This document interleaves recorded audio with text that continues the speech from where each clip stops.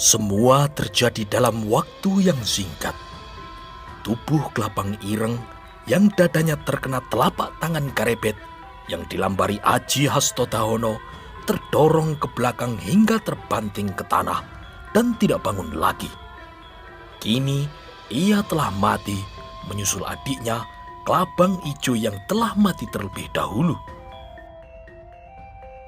Dua orang kakak beradik, Klabang Ireng dan Klabang Ijo, sepasang perampok yang malang melintang tak terkalahkan di sekitar Bandar Jeporo, akhirnya menemui ajalnya di tangan seorang prajurit Wirotamtomo yang saat itu berpakaian sebagai seorang petani. Ronggo, Pitekso, dan Tumpak baru tersadar setelah melihat Klabang Ireng terbanting ke tanah dan tidak dapat bangun lagi. Keduanya lalu berjalan mendekati Karebet yang masih memandang tubuh Klabang Ireng yang tidak bergerak. Klabang Ireng dan Klabang Ijo sekarang sudah mati, kata Ki Ronggo Pitekso. Iya Ki Ronggo, kata Karebet. Nanti biar dikubur oleh penduduk desa ini. Sekarang kita lihat dua orang perempuan yang pingsan itu, kata Ki Ronggo Pitekso. Perempuan itu masih pingsan di sana, Ki. Baik, mari kita lihat, kata Karebet. Mereka lalu berjalan mendekati dua orang perempuan yang masih pingsan itu. Ki Ronggo Pitekso menebarkan pandangan, dan ternyata di kejauhan ada beberapa orang laki-laki yang sedang berdiri dan melihat ke arah perkelahian. Tetapi mereka terlihat ketakutan dan tidak berani mendekat. Ki Ronggo Pitekso melambaikan tangannya memanggil mereka supaya mendekat. 5 orang laki-laki datang mendekat, dan Ki Ronggo Pitekso pun menyuruh mereka untuk merawat 2 orang perempuan yang masih pingsan itu. Mereka bertiga lalu mendekati mayat perampok kakak beradik itu. Betapa herannya Ki Ronggo Pitekso dan Tumpak ketika melihat dada Klabang Ireng ada gambar telapak tangan yang berwarna hitam. Gambar telapak tangan itu terjadi akibat terkena telapak tangan Karebet yang sudah dilambari Aji Hastodahono. Tak berapa lama kemudian, 2 orang perempuan yang pingsan itu telah siuman. Kemudian, 2 orang bergeser mendekati Ki Ronggo Pitekso. Kisanak, aku mengucapkan terima kasih karena Kisanak telah menolong membebaskan istriku dari penculikan, kata salah seorang dari mereka. Baik Kisanak, itu sudah menjadi kewajiban kami. Tolong menolong sesama manusia. Kami juga minta tolong kepada kalian untuk menguburkan 2 orang perampok yang telah mati ini. Selanjutnya, karena perempuan yang pingsan itu sekarang sudah sadar, kami mohon pamit, kata Ki Ronggo Pitekso. Jangan lupa, coba nanti kalian cari di sekitar daerah ini, pasti ada perahu yang telah digunakan oleh 2 perampok itu, kata Ki Ronggo Pitekso selanjutnya. Setelah berpamitan, maka ketiganya berjalan menuju perahu mereka yang berada di dekat muara Sungai Tuntang dengan membawa serta senjata yang digunakan oleh para perampok. Dalam perjalanan, tak banyak yang mereka bicarakan. Ronggo Pitekso dan Tumpak merasa heran akibat dari perkelahian itu. Tak ada luka segores pun di tubuh Karebet, padahal mereka melihat beberapa kali cemeti Klabang Ireng telah menghantam tubuh Karebet. Matahari kini sudah mulai condong ke barat ketika Karebet dan Tumpak naik ke atas perahu dan mendayungnya kembali ke kota Raja Demak. Perlahan-lahan, perahu pun melaju kembali di sungai yang berkelok-kelok menuju ke hulu ke arah kota Raja Demak. Karebet dan Tumpak meminggirkan perahunya ketika mereka sampai di tempat pemberangkatan tadi pagi di arah jalan yang menuju ke arah keraton. Setelah menambatkan perahunya, maka ketiganya berjalan menuju keraton dan akan selesailah tugas yang dibebankan kepada mereka di hari itu. Matahari hampir terbenam ketika mereka bertiga kini sudah memasuki pintu gerbang keraton. Mereka kemudian menuju ruang Wirotamtomo untuk menyimpan pedang serta golok dan cemeti milik para perampok. Setelah selesai semuanya, mereka pun berpisah.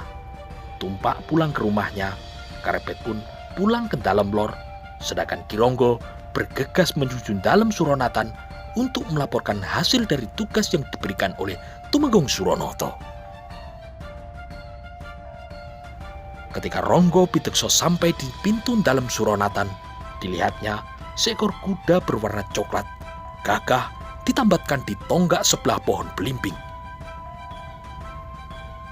Kebetulan Ki Tumenggung Gajah Birowo berada di sini, kata Ki Ronggo Pitekso dalam hati. Ki Ronggo Pitekso berjalan menuju pintu rumah dan kebetulan Tumenggung Suronoto melihat dirinya sehingga Ki Ronggo langsung dipersilakan masuk. "Monggo silakan masuk Ki Ronggo," kata Tumenggung Suronoto yang duduk berhadapan dengan Tumenggung Gajah Birowo. "Bagaimana hasil perjalananmu Ki Ronggo?" tanya Tumenggung Suronoto. "Ki Tumenggung, kami semua selamat. Tetapi ada suatu peristiwa yang mengejutkan," kata Ki Ronggo. Lalu Ki Ronggo pun bercerita semuanya tanpa ada yang terlewati. Tumenggung Suronoto dan Tumenggung Gajah Birowo mendengarkan cerita Ki Ronggo Pitekso dengan wajah penuh keheranan dan kekaguman. "Jadi Karepet mampu membunuh 2 orang perampok, yaitu Kelabang Ireng dan Kelabang Ijo sekaligus?" tanya Tumenggung Suronoto. "Betul Ki Tumenggung. Kalau Kelabang Ireng tidak diambil alih oleh Karepet, saya bersama Tumpak pasti sudah mati dibunuhnya," kata Ki Ronggo Pitekso. "Aku tahu, memang Kelabang Ireng adalah perampok yang berilmu tinggi," kata Tumenggung Suronoto. "Benar Ki Tumenggung, pedang Tumpak sudah terlepas. Pedang saya juga tidak bisa menyentuh tubuhnya. Padahal saat itu Kelabang Ireng belum mengeluarkan senjata cemetinya," kata Ki Ronggo Pitekso. Tumenggung Gajah Birowo menganggukkan kepalanya mendengar cerita tentang Karepet. "Jadi ada gambar telapak tangan hitam di dada Kelabang Ireng?" tanya Tumenggung Gajah Birowo. "Betul Ki Tumenggung. Kulit daging di dada Kelabang Ireng hangus terbakar membentuk gambar telapak tangan. Itu gambar bekas telapak tangan Karepet Ki," kata Ki Ronggo Pitekso. "Bagaimana selanjutnya Ki Tumenggung Suronoto?" tanya Tumenggung Gajah Birowo. "Ya, matinya Kelabang kakak beradik harus dilaporkan kepada Kanjeng Sultan," kata Tumenggung Suronoto. "Kebetulan malam ini saya dipanggil ke keraton. Peristiwa hari ini semuanya akan saya sampaikan kepada Kanjeng Sultan," kata Tumenggung Gajah Birowo. Waktu terus berjalan. Pertemuan pun telah selesai. Ki Ronggo Pitekso sudah pulang ke rumahnya, sedangkan Tumenggung Gajah Birowo menuju keraton untuk menghadap Sultan Trenggono. Di dalam lor, setelah mandi dan membersihkan badannya, Karepet duduk di luar rumah menganyam angan-angan tentang Gusti Mas Cempoko, putri Kanjeng Sultan Trenggono. Sekar Kedaton yang dipingit hampir tidak pernah keluar ke putren, tetapi ia mengharapkan bertemu denganku. Besok lusa aku akan bertemu dengan Sekar Kedaton, kata Karepet dalam hati. Sekar Kedaton Gusti Putri Mas Cempoko. Inikah yang dikatakan Kanjeng Sunan Kalijogo? Mungkinkah di sini tempatku nggayo kamukten? Atau menjadi menantu Kanjeng Sultan? Pertanyaan itu terus saja melingkar-lingkar di pikiran Karepet. Pikiran Karepet terus melayang-layang. Di samping melamunkan Sekar Kedaton Putri Sultan Trenggono, ia juga membayangkan putra Pangeran Sekar Setolepen yang sebaya dengan dirinya. Mereka semua adalah cucu buyut Sang Prabu Brawijaya Pamungkas, sama seperti dirinya. Pada saat yang bersamaan, di ruang dalam keraton, Tumenggung Gajah Birowo telah menghadap Kanjeng Sultan Trenggono. Ki Tumenggung bercerita tentang tugas Ronggo Pitekso beserta Tumpak dan Karepet sewaktu menyusuri sungai hingga di tepi pantai. Jadi, Karebet berhasil membunuh 2 orang perampok, Klabang Ireng dan Klabang Ijo? Tanya Sultan Trenggono. Kasinggihan dawuh Kanjeng Sultan, jawab Ki Tumenggung. Dada Klabang Ireng hangus terbakar berupa gambar telapak tangan. Kasinggihan dalem, menurut Ki Ronggo Pidekso, memang dadanya berwarna hitam bekas tangan Karebet, kata Ki Tumenggung. Besok, Ronggo Pidekso supaya menghadap di keraton. Aku ingin mendengar langsung dari dia, kata Sultan Trenggono. Kasinggihan dawuh Kanjeng Sultan, kata Tumenggung Gajah Birowo. Mungkin Karebet punya aji kuntur geni, Bromo Dedali, atau Hasto Dahono. Pada umur yang masih sangat muda, bagaimana mungkin dia mempunyai aji seperti itu, kata Sultan Trenggono. Kasinggihan dalem Kanjeng, mungkin Karebet juga punya aji Sloksomowo yang bisa membakar tubuh lawannya, kata Tumenggung Gajah Birowo. Tumenggung Gajah Birowo, kata Kanjeng Sultan. Melihat kemampuan Karebet yang tinggi dan jasanya yang telah membunuh 2 orang perampok, Klabang Ireng dan Klabang Ijo, kelihatannya Karebet sudah saatnya diangkat menjadi seorang lurah Wirotamtomo, kata Kanjeng Sultan. Kasinggihan dawuh Kanjeng Sultan, jawab Tumenggung Gajah Birowo. Tumenggung Gajah Birowo mengangguk-anggukan kepalanya. Dia berpikir memang sudah sepantasnya kalau Karebet diangkat menjadi seorang lurah Wirotamtomo. Meskipun Karebet baru beberapa condro menjadi prajurit, tetapi kemampuan ilmu kanuragannya melebihi seorang lurah, Ronggo, Panji, bahkan seorang Tumenggung pun belum tentu bisa menang andaikan beradu ilmu kanuragan dalam melawan Karebet. Tetapi Tumenggung Gajah Birowo sadar bahwa semua keputusan ada pada Kanjeng Sultan. Tetapi ternyata keinginan mengangkat Karebet menjadi seorang lurah Wirotamtomo justru datang dari Kanjeng Sultan Trenggono sendiri. Ternyata perhatian Kanjeng Sultan kepada Karebet besar sekali, kata Tumenggung Gajah Birowo dalam hati. Tumenggung Gajah Birowo, kata Sultan Trenggono. Dawuh dalem Kanjeng Sultan, kata Ki Tumenggung. Besok yang berangkat ke pantai ada berapa perahu?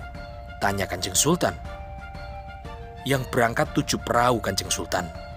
1 buah perahu kerajaan, 2 buah perahu untuk para sentono dalem, sedangkan perahu untuk prajurit ada 4 buah, kata Ki Tumenggung Gajah Birowo. Berapa orang Tumenggung yang ikut naik perahu? Tanya sang Sultan. 3 orang Kanjeng. Yang berangkat hamba sendiri ditambah Tumenggung Suronoto dan Tumenggung Gagak Anabrang, kata Tumenggung Gajah Birowo. Baik, ada lagi yang akan kau laporkan? Kalau sudah selesai laporanmu, kau boleh pulang sekarang, Paman, kata Sultan Trenggono. Kasinggihan dawuh, sudah selesai Kanjeng Sultan, kata Ki Tumenggung. Tumenggung Gajah Birowo menyembah. Perlahan-lahan ia kemudian bergeser ke arah pintu dan keluar dari ruang dalam. Malam itu, suasana di Kaputren masih seperti malam-malam sebelumnya. Kaputren yang sepi dibalut keheningan malam. Bintang masih terus terlihat berkedip di angkasa. Seakan ingin bertanya, apa yang kau cari Putri Sekar Kedaton? Di kamarnya, Putri Sekar Kedaton Kasultanan Demak, yaitu Gusti Mas Cempoko, merasa betapa lama waktu berjalan.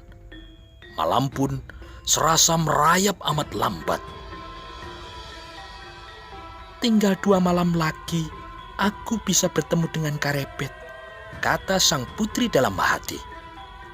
Pada saat yang bersamaan, di dalam lor, Karebet tidur pulas karena tubuhnya terasa lelah sekali setelah seharian mendayung perahu serta bertempur melawan 2 orang perampok.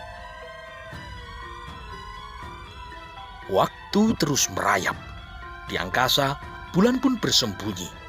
Malu karena matahari mulai memancarkan sinarnya dan siap menjalankan tugasnya dalam menyinari bumi.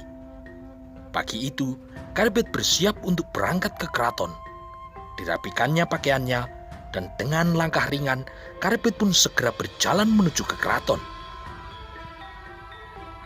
Hari ini yang dikerjakan adalah mempersiapkan perahu dan Joli Jempono untuk keperluan besok pagi, kata Karebet dalam hati. Udara pagi yang segar. Karebet berjalan dengan senyum mengembang. Hatinya senang dapat menjalankan tugasnya sebagai seorang prajurit dengan baik. Di depan pintu gerbang keraton, Karebet berpapasan dengan seorang pemuda yang baru saja keluar dari pintu gerbang keraton. Pemuda dengan pandangan mata yang tajam sedang berada di atas punggung kuda hitam. Orang itu adalah Aryo Penangsang, putra Pangeran Sekar Sitoeng Lepen. Karebet mengangguk hormat. Terlihat Aryo Penangsang pun dengan wajah yang dingin membalasnya. Setelah itu, tanpa menghiraukan Karebet, Aryo Penangsang menjalankan kudanya yang berwarna hitam, yaitu Gagak Rimang, ke lapangan di tepi sungai untuk berlatih kuda bersama temannya, yaitu Ki Lurah Pasar Pon. Gagak Rimang berlari tidak terlalu kencang. Hari masih pagi. Aryo Penangsang menghirup udara di pagi hari seraya berkata, "Betapa segarnya udara pagi ini." Tak lama kemudian, Aryo Penangsang sampai di pinggir lapangan rumput di tepi sungai. Tetapi tidak seperti biasanya, kali ini tidak terlihat Ki Lurah Pasar Pon menyambutnya. Sepi sekali. Di mana Ki Lurah Pasar Pon? Biasanya dia sudah menanti di lapangan ini, kata Aryo Penangsang dalam hati. Perlahan-lahan Aryo Penangsang menebarkan pandangannya berkeliling. Sepi, tidak ada seekor kuda pun yang kelihatan. Hanya di kejauhan terlihat seseorang sedang duduk di atas batang pohon kering yang telah tumbang. Siapa dia? Apa dia Ki Lurah Pasar? Kata Aryo Penangsang dalam hati, dan perlahan-lahan Gagak Rimang berjalan maju mendekati orang itu. Semakin lama semakin dekat, Aryo Penangsang semakin menajamkan penglihatannya, dan orang itu pun semakin jelas. Ki Lurah Pasar, kata Aryo Penangsang. Ya, betul, dia Ki Lurah Pasar, kata Aryo Penangsang lagi. Ketika sampai di dekat orang yang duduk di atas sebuah batang pohon tumbang, Aryo Penangsang turun dari kudanya, kemudian menghampiri orang tersebut. Kau Lurah Pasar Pon, apa yang terjadi? Kenapa wajahmu bengkak membiru seperti itu? Tanya Aryo Penangsang. Ampun Raden, baru saja ada beberapa orang yang memukulku tanpa sebab, kata Ki Lurah. Siapa dia? Tanya Aryo Penangsang. Sepasang alap-alap Gunung Kendeng. Mereka berdua bersama seorang pembantunya mencari orang yang membunuh Suro Alap-alap, kata Ki Lurah. Aryo Penangsang kemudian mengangguk-anggukkan kepalanya. Lantas, di mana kudamu sekarang? Tanya Aryo Penangsang. Ampun Raden, kudaku diambilnya, dibawa oleh pembantunya yang bertubuh pendek, kata Ki Lurah Pasar. Sepasang alap-alap Gunung Kendeng sekarang berada di mana? Tanya Aryo Penangsang dengan suara dalam dan pelan. Mereka menunggu Raden di arah selatan, di Ororombo, di dekat sebuah pohon kelapa yang melengkung. Mereka menantang Raden, kata Ki Lurah. Mereka menantangku? Tanya Aryo Penangsang dengan suara bergetar. Betul Raden, dia berkata kalau Aryo Penangsang yang gagah perkasa karena telah membunuh Suro Alap-alap tidak berani menemui sepasang alap-alap Gunung Kendeng, maka Aryo Penangsang tidak usah keluar dari dalam kesatrian. Cukup di dalam keraton saja minta pengawalan para prajurit Wirotamtomo, kata Ki Lurah. Minggir, teriak Aryo Penangsang. Ki Lurah Pasar pun terkejut, dilihatnya wajah Aryo Penangsang menjadi memerah. Tangannya gemetar. Dengan cepat, Ki Lurah Pasarpon bangkit berdiri, kemudian bergeser menjauhi Aryo Penangsang yang sedang berdiri dengan kaki renggang dan sedang bersiap memusatkan semua kekuatannya di kedua telapak tangannya. Ki Lurah Pasarpon terkejut dan membelalakan matanya ketika melihat Aryo Penangsang matak aji kebanggaannya yang mampu menghancurkan batu padas sebesar gudel. "Aji Panglebur Jagat," kata Ki Lurah Pasarpon ketakutan. Sambil berjalan tertatih-tatih, ia menjauh dari tempat Aryo Penangsang. Ketika Aji Panglebur Jagat sudah mancing di telapak tangannya, Aryo Penangsang dengan cepat melompat ke arah batang pohon yang melintang yang sudah kering, yang baru saja menjadi tempat duduk Lurah Pasarpon. Batang pohon kering itu menjadi sasaran kemarahan Aryo Penangsang. Batang itu dihantam oleh sisi telapak tangan yang telah dilambari Aji Panglebur Jagat. Dengan suara berderak keras, batang pohon kering yang ukurannya lebih besar dari paha orang dewasa itu patah menjadi dua. Lurah Pasarpon terkejut dan ketakutan mendengar suara berderak keras. "Kau tunggu di sini," teriak Aryo Penangsang kepada Lurah Pasarpon. Lurah Pasarpon hanya diam mematung, tetapi dadanya berdegup kencang sekali melihat kemarahan Aryo Penangsang yang belum mereda. Dia segera berbalik dan berjalan menuju kudanya. Sejenak kemudian diambilnya sebuah pedang pendek yang tersimpan di bawah pelana kudanya. Aryo Penangsang yang tak kenal takut tidak pernah menghindar dari tantangan pertarungan. Dengan cepat ia naik ke atas punggung kuda Gagak Rimang dan dipacunya menuju tempat yang telah dikatakan oleh sepasang alap-alap Gunung Kendeng itu. Tangan kiri Aryo Penangsang memegang pedang pendeknya, sedangkan tangan kanan memegang kendali Gagak Rimang. Pandangannya tajam menyapu ke depan untuk mencari lawan yang telah menantangnya. Gagak Rimang berlari ke arah selatan, dan tak lama kemudian Aryo Penangsang akan sampai di daerah Oro-Oro Ombo. Ketika dilihatnya sebuah pohon kelapa yang melengkung, Aryo Penangsang segera memasuki sebuah daerah Oro-Oro yang luas. Sebuah tanah lapang, padang rumput yang sebagian tanahnya tumbuh tanaman perdu yang tidak begitu lebat. Di kejauhan, dilihatnya 3 orang duduk di atas punggung kuda menunggu kedatangannya. Berada di atas punggung kuda sebelah kanan, seorang berumur setengah baya, bertubuh sedang, berkumis melintang, mempunyai pandangan mata yang tajam. Di tengah-tengah, seorang perempuan duduk di atas punggung kuda memakai pakaian laki-laki berumur setengah baya. Dalam bayangan matanya menyorot penuh dendam kesumat. Di atas punggung kuda yang lain, di ujung paling kiri, seorang kepercayaan sepasang alap-alap Gunung Kendeng, seseorang yang bertubuh pendek, di tangannya tergenggam sebuah pedang. Sedangkan di belakangnya terdapat seekor kuda tanpa penumpang. Itulah kuda milik Lurah Pasarpon. "Nyai, itu dia orangnya. Benar dugaanmu. Penangsang pasti datang. Orang itulah yang telah membunuh adikmu," kata orang yang duduk di punggung kuda yang matanya tajam setajam mata burung alap-alap. "Iya Ki Lurah, kali ini aku yang akan membalaskan dendam adikku Suro Alap-alap," kata perempuan yang duduk di punggung kuda sebelahnya, yaitu Nyai Alap-alap. "Biar aku sendiri yang membunuhnya Ki Lurah," kata orang kepercayaannya yang bertubuh pendek. "Hati-hati Branjangan, siapkan pedangmu. Bunuh dia pada tusukan pertama," kata Nyai Alap-alap. "Baik Nyai, lihat saja nanti, dia akan kubunuh," kata Branjangan.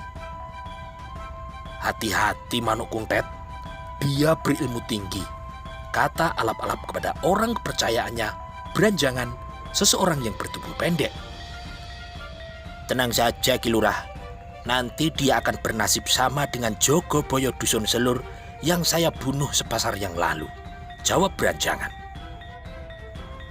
"Manuk Kuntet, jangan kau samakan Penangsang dengan Jogoboyo Dusun Selur yang baru bisa bermain gubak sodor, kata alap-alap. Beranjangan tidak menjawab, tapi dia mempersiapkan pedangnya untuk membunuh Aryo Penangsang pada tusukan pertama. Aryo Penangsang memasuki Oro-Oro Ombo dengan penuh kewaspadaan. Pedangnya dipegang dengan tangan kiri, Gagak Rimang pun berderap perlahan menuju arah sepasang alap-alap Gunung Kendeng. Itu dia Penangsang. Aku mohon Ki Lurah tunggu di sini dulu, biar aku yang melawannya. Nanti Ki Lurah bisa melihat kehebatan ilmuku. Akan aku bunuh dia pada jurus yang pertama. Tidak sampai sepenginan, dia pasti sudah mati, kata Beranjangan. Manuk Kuntet, bunuh dia. Jangan kau kecewakan lurahmu, kata alap-alap Gunung Kendeng. Meskipun sepasang alap-alap Gunung Kendeng mengetahui Aryo Penangsang berilmu tinggi, tetapi mereka percaya kepada pembantunya yang bertubuh pendek. Beranjangan tidak pernah gagal dalam melaksanakan tugasnya. Jarak antara Gagak Rimang dengan sepasang alap-alap Gunung Kendeng masih agak jauh. Tetapi Penangsang melihat ada seekor kuda yang berlari menuju ke arah dirinya. Orang kepercayaan sepasang alap-alap Gunung Kendeng yang bernama Beranjangan, meskipun mempunyai tubuh yang pendek, namun dengan penuh percaya diri, dia berani menempatkan dirinya untuk melawan Aryo Penangsang. Ada seseorang yang mendekat. Aku harus mengurangi seorang lawan, supaya nanti lebih mudah menghadapi sepasang alap-alap Gunung Kendeng, kata Aryo Penangsang dalam hatinya. Ketika kuda lawannya sudah dekat, Gagak Rimang seakan-akan mengerti tugasnya. Kuda hitam yang tadinya berlari tiba-tiba berhenti menunggu lawan. Kuda hitam Aryo Penangsang, yaitu Gagak Rimang, terlihat senang mendapatkan lawan.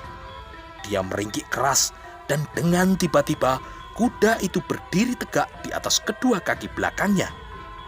Penangsang yang tubuh dan hatinya telah menyatu dengan kuda hitamnya tidak mengalami kesulitan. Dengan segera, pedang pendeknya dipindah ke tangan kanannya, sedangkan kendali kuda kini dipegang dengan tangan kirinya. Ketika Gagak Rimang menurunkan kaki depannya, dilihatnya lawannya yang berada di atas punggung kudanya terkejut dan mengalami kesulitan dalam mengendalikan kudanya.